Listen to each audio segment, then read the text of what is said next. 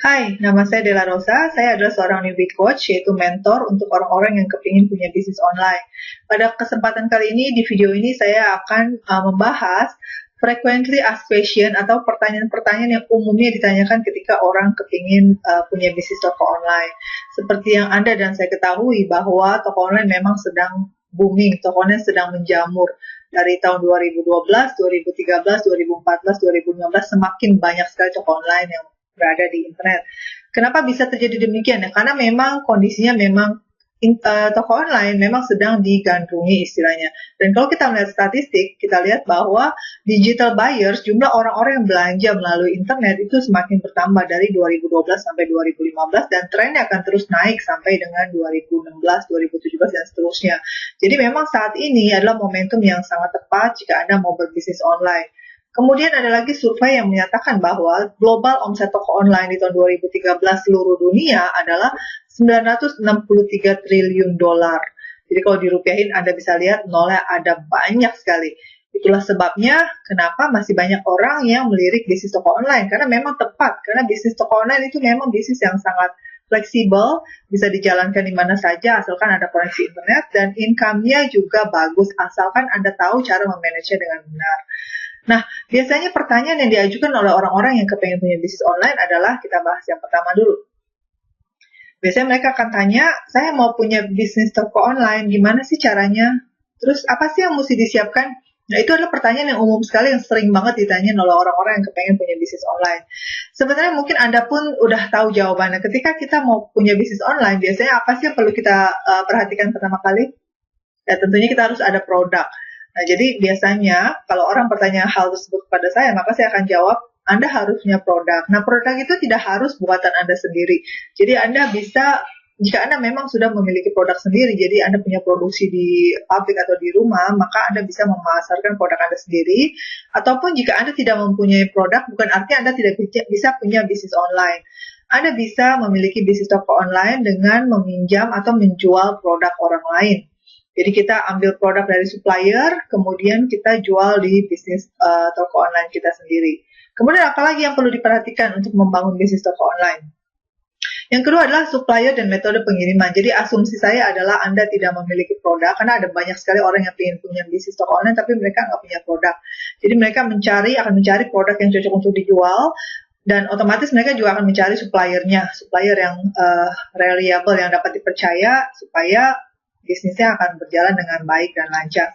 Kemudian ketika Anda memilih supplier, Anda juga harus perhatikan beberapa hal, antara lain apakah supplier tersebut sudah punya toko online sendiri. Apakah harga yang dijual di toko online si supplier dengan harga yang ditawarkan kepada Anda sama atau lebih murah jauh atau bahkan lebih mahal, itu harus Anda perhatikan. Kemudian apakah supplier tersebut sudah banyak yang merekomendasi.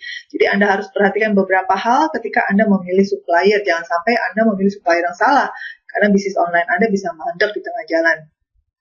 Kemudian metode pengiriman. Jadi misalnya Anda mengambil barang dari supplier, Anda tanyakan kepada mereka, atau Anda bisa melakukan dealing. Jadi Anda misalnya maunya produk datang ke tempat Anda harus periksa dulu bahwa produknya baik adanya, baru Anda yang kirim. Tentunya itu memang lebih repot, tapi jauh lebih aman. Atau bisa juga Anda melakukan sistem dropship. Jadi Anda bilang kepada si supplier bahwa tolong pastikan barang yang akan dikirim ke supplier sudah baik adanya, dan saya maunya ketika ada pesanan, Anda yang mengirim ke customer saya. Nah, itu adalah satu metode pengiriman yang sangat digemari oleh pemain toko online, karena mereka nggak usah repot. Jadi istilahnya mereka hanya sebagai agen penjual atau makelar, dan kerjaan mereka akan lebih ringan. Jadi kalau Anda mau memilih toko online dengan sistem dropship, Anda harus benar-benar teliti memilih supplier yang benar. Kemudian hal apa lagi yang diperhatikan?